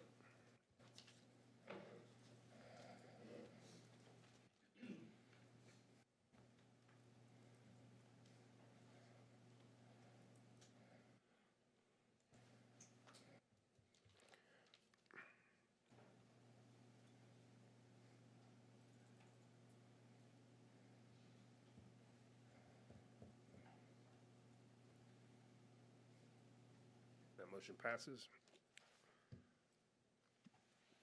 11.07, consider approval of allocation of funds from the locally defined capital projects fund to the transportation department for the purchase of 2 buses. Okay, as you know, we this beginning of this year, we started transporting the 9th grade athletic kiddos back and forth to the campuses from the junior highs, and of course this put a lot on it was asking a lot of our transportation department. So we've done it. We feel like we could do it better, but moving forward with the addition of the early college classes and stuff, we feel like we really need to add a couple of buses to our fleet. These will not be replacement buses. These will be new buses to our fleet, additional buses. But we want to get those ordered now because it'll take some time to get those in here, and hopefully we can get that done. And that kind of goes along with the 5 additional drivers, which, as you alluded to, Matt, those are kind of, we're using them like substitutes, basically. We call them flex drivers, but that allows them to, that way our mechanics and office staff can stay and do their job, because I've been over there some days, I mean, if you think about it, we've got 92 drivers, something like that. Any time, 10% of our staff could be out sick, and that puts a huge burden on trying to run routes. And so far, knock on wood, I've been over there one day, and Justin's the only one on the phone answering, trying to answer and run the office because everybody's out driving. So anyway, that all goes together, and so that's what we're asking the board to approve. Any questions on the purchase of the buses? I'll accept a motion. I move the board approve the allocation of funds to the Transportation Department from locally defined capital project fund and authorize the purchase of 2 77-passenger buses in the amount not to exceed $320,000 as presented. Second. I have a motion and a second for the board to approve the allocation of funds to the Transportation Department from the locally defined capitals projects fund and authorize the purchase of 2 77-passenger buses in the amount not to exceed $320,000 as presented.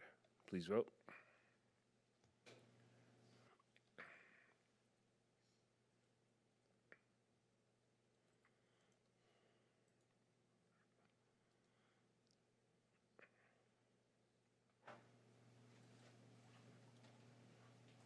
That motion passes.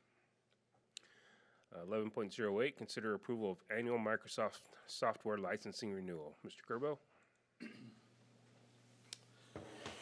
Mr. Romero, Dr. Harrington, members of the board, thank you once again for the opportunity to present things to you for your consideration.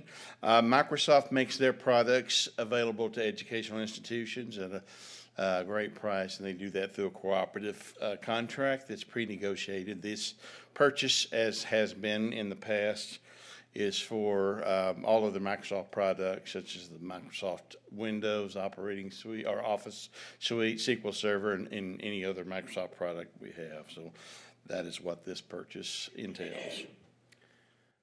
All right, any questions on the Microsoft purchase? I'll accept the motion. I move the board approve the purchase Microsoft software license renewal through EP&T Purchasing Co-op under Louisville ISD bid number F1072B-23 as presented. Second. I have a motion and second for the board to approve the purchase of Microsoft software licensing renewal through the EP&T Purchasing Cooperative under Louisville ISD bid number F1072B-23 as presented. Please vote.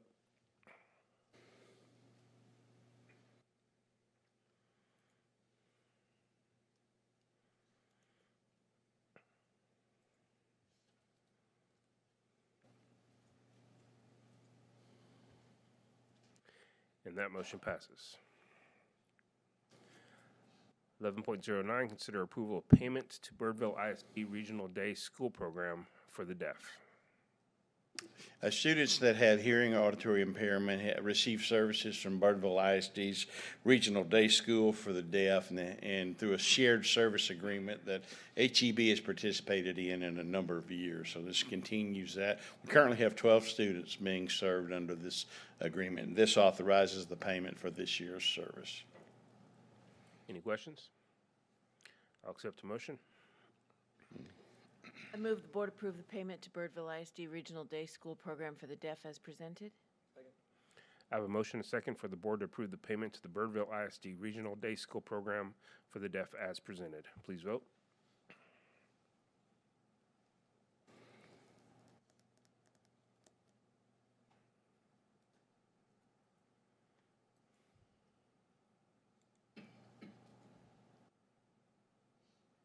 That motion passes. Consider approval of purchase of wireless presentation devices. Many of our monitors and presentation devices are hooked up with a wireless presentation device that allows connectivity with any of our district authorized devices. That includes guests coming in that wishes to make presentations there. We have a number of these throughout the district. This purchase will refresh 475 units that are at end of life and need to be replaced. Along with this is a master service license that allows us to manage those devices, up to 500 devices. All right, any questions on this purchase? I'll accept a motion. I move the board approve the purchase of Kramer Wireless presented devices through the EPCNT Co-op under Louisville ISD, bid number F1072B-23 as presented. I have a motion and a second for the board to approve the purchase of the Kramer Wireless presentation devices through the EPCNT Cooperative under Louisville ISD bid number F1072B-23 as presented. Please vote.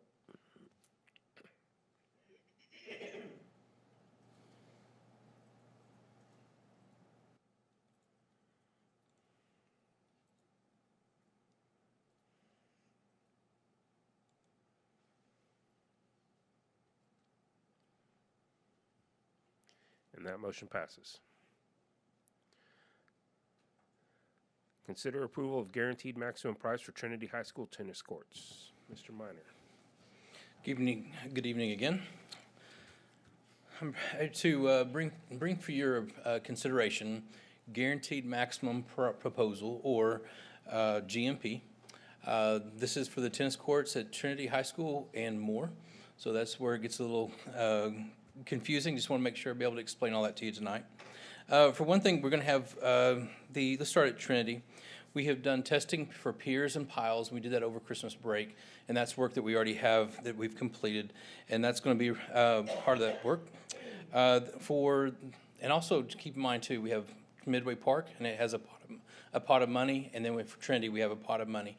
And this is not taking away one from anything else. The majority of everything that we're going to be talking about, and I'll point out the things that were either increased or taken away from the original price that we brought to you, or the estimates. Similar to what we did at Bell, we built the tennis courts. There's a base price for that, but then if you can imagine all the concrete that was on the outside of it, or additional light poles, that type of work, that's all the type of things that are also tied up in this price. So just to kind of give you an idea, between the two schools, roughly about $100,000 off of just the base courts. That's what the difference would be. And so you're looking at 9 tennis courts. The thing too we did increase the scope, because Trinity only had 8 courts to start with, and Bell always had 9. So now this will bring both schools into parity between each, where they both have 9 courts to be able to compete on in practice. The other part too, with concrete on the outside, a difference between, you see a much larger number at Trinity as you at Bell, is because we're doing a roadway. So that road is actually going to be servicing and supporting Midway Park, and it's a fire lane. So we're not talking just a little cheap sidewalk or something. This is a pretty big type of concrete that we're going to be putting in. Plus all the sidewalk that goes with it later, there'll be more that will be added onto that, because we're going to add additional parking into it, but we're trying not to encroach in onto Midway Park's play area or anything any more than we absolutely have to. Since we did the proposal when we started off, there was money that we did have included in there to move for utilities. So we do need to move the power lines from where they are right now and get them on the other side, closer to, basically between the building of Midway Park and the new site for the tennis courts. There was also a gas line that was running through there that we were concerned about being in the way, and Atmos has stepped in. And so some of the funds that we have allocated for that, we're going to be able to move those over into contingency, because we won't have to use those for that gas line this time. So that's one of the things we're able to deduct out of there. Any funds that we do have in here that we do not end up using, similar to that, or for the utilities, that will be moved into owner control contingency, which means the contractor will have theirs, Joris. We will have ours, and the only way that money can be released or used for anything, for any overages, would be if I'm releasing that to them. Earthwork is a little bit different over there too, because we have a lot of elevation change. In the beginning, we did have, we had money counted for possible detention pond, but not knowing how much that was going to be, so that is also included in there. And if you remember, I always talked about the concession stands. The area that was just outside the concession, it just kind of looked like we did this job, and it just kind of sort of stopped, like a sidewalk to nowhere. This is where we're going to start bringing all that together and stitch the projects together. So there's an area that be between the tennis courts and the actual concession, and kind of like a courtyard or a sitting area. That all has to be finished out with concrete. A little bit of retaining wall, because like I said, with that elevation change, we need something to hold back both the tennis courts and the storage shed that will be coming later. The storage shed is not included in this scope, so just keep that in mind. That will come in phase 1 with Trinity's project. Now, when we're doing that, the reason this is helping us with the schedule, put in the retaining walls in this GMP because I can get that and I need that before I start building the building. But then when we go to do phase one, that's going to actually overlap onto before the project is completed with tennis courts. We will already be working on the other phase one of Trinity as well. So to bring all that together to be able to say is that Midway is not going to be losing anything. We're not taking anything away from them, but there are things that we're setting ourselves up for the construction in Midway Park as well. Do you have any questions? Is this already in permitting? Well, we're trying to get our permits and through all the finals of the city planning and reviews right now. Okay, yeah, because I see that the current pricing is contingent on getting a permit by Wednesday. Yes. So. Well, and also, so, like I said too, we've done some of the work already on Trinity's for the testing, and that would be, normally you wouldn't do that, but we have such a good contractor and a good relationship with Joris, they've been able to go ahead. They knew too that would be beneficial for us to be able to get that testing done over the holidays while nobody was on site, and we finished right as people were coming back. Okay, so if we approve this tonight, we're good with these prices and we're not worrying about. Yes, sir. And I'll tell you another thing too. HPM is also here this evening. We have a representative, Vincent, and they looked over this entire GMP and they find it acceptable. Okay, Josh, on the last page, explain this to me. It says on number 20, the following are billable rates for construction manager staff. Project executive, $6,000 per week. Senior project manager, $5,000 per week. Project manager, $4,000. Senior superintendent, $5,500. Superintendent, $4,000. Assistant superintendent, $3,000. Explain that cost to me. Is that what we're paying? That's what they're going to bill us for doing the construction and the staff that they need on site to do that to execute. Yes. But you don't have all those people on every piece of the project. It's the team varies depending on what they're doing. Oh, I agree, but I think I need to guide my grandkids into a different profession. Thank you, Josh. Yes, sir. All right. Any other questions? So this is $5.7 million. We have an estimate cost for Trinity, and we've got an estimated cost for Midway Park. Is the 5.7 within those estimates, or is this new money?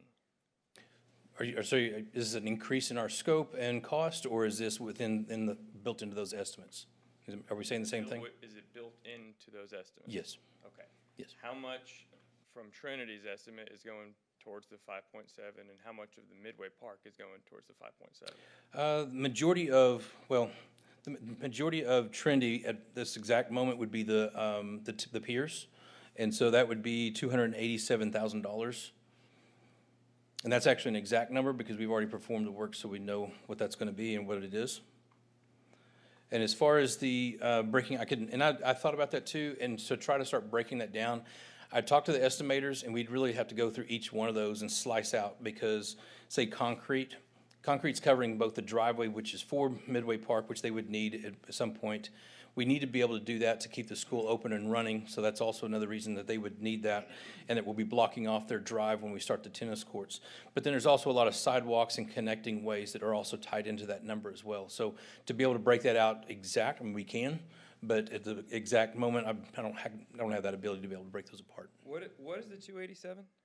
287 is for the testing of the piles and piers that we needed that so that we could finish the engineering so that the GMP for phase or for Trinity, that we would be more accurate on that and be able to tie in our estimate on that a little better. So those are the piles and piers that are the foundation of the tennis courts Yes, sir. themselves? Well, not just the tennis courts. This is moving over. This is actually for phase one. So the arena and for the other buildings, we actually did 3 test sites all over the campus. So you had one just outside the MAC, you had one down that was in the D lot, and I believe one that was over in front of, off to the side of the CC building. Okay. So if these are existing budget numbers, is this the cost that we were anticipating for the tennis courts, or are we having to move money around within our estimate? No, I would say this is what we're anticipating because we're only about around 100,000, I think, off between what we did for Bell on their courts versus the court's actual cost over at Trinity. The piece where it gets to all the variation is, like I said, back to the roadway or the sidewalks, connecting ways, retaining walls. And again, the benefit to this of having the CMR is that we can move that around so that we can take care of our schedule to keep us moving faster.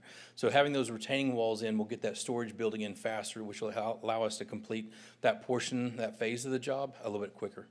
So the additional money, if there is some, would be from adding an additional court? Yeah, it actually is. Because originally, when they looked at that, it was 1 for 1, and so you had 8 courts, and so then we're putting that extra court in there. So, and really, the only other overages that we could really find were that additional court, a little bit of the retaining walls. It was a little bit more than what we anticipated. It's increase in size and poles on the tennis court fencing because we moved from what we have now is basically a plywood batting wall or a hitting wall. And we moved from plywood over to a fiberglass, which is more expensive, but the longevity of that is going to actually be a better return for the district, so we don't have to replace or repaint or do that over and over in the future.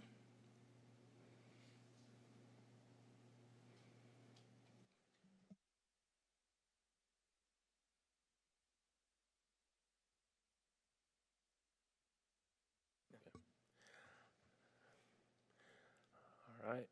If there are no additional questions, I'll accept the motion.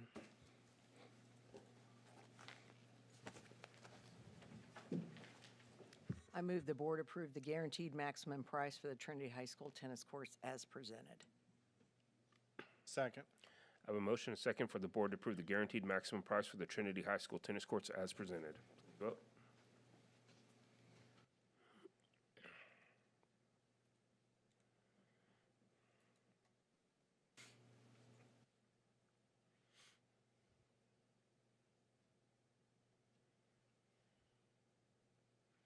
And that motion passes.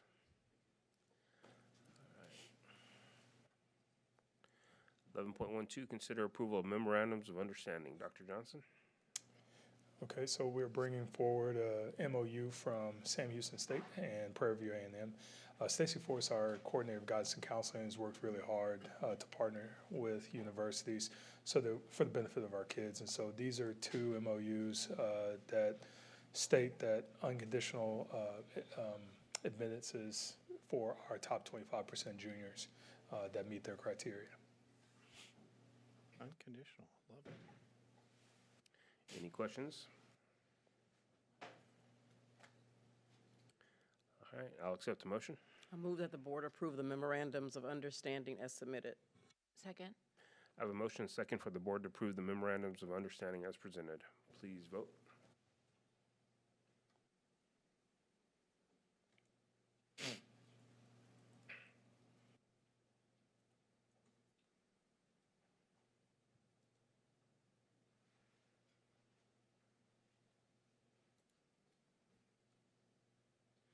And that motion passes. 11.13, consider approval of agreement with the XFL Properties LLC for the use of Pennington Field.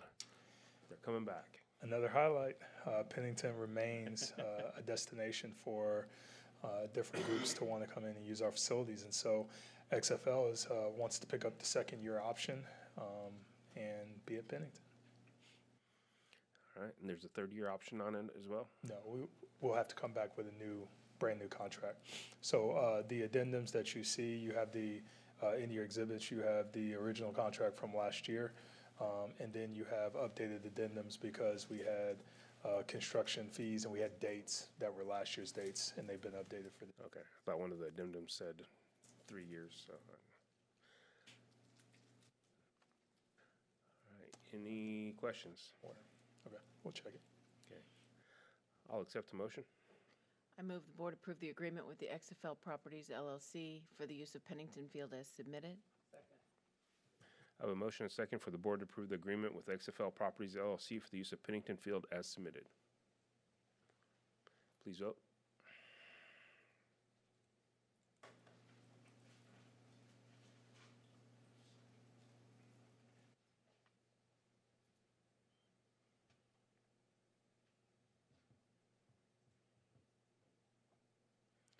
And that motion passes.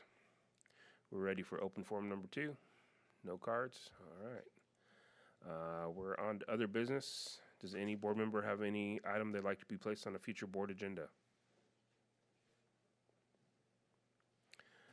Okay. We do not need a second closed session? All right, then I will accept a motion to adjourn. So moved. We are adjourned.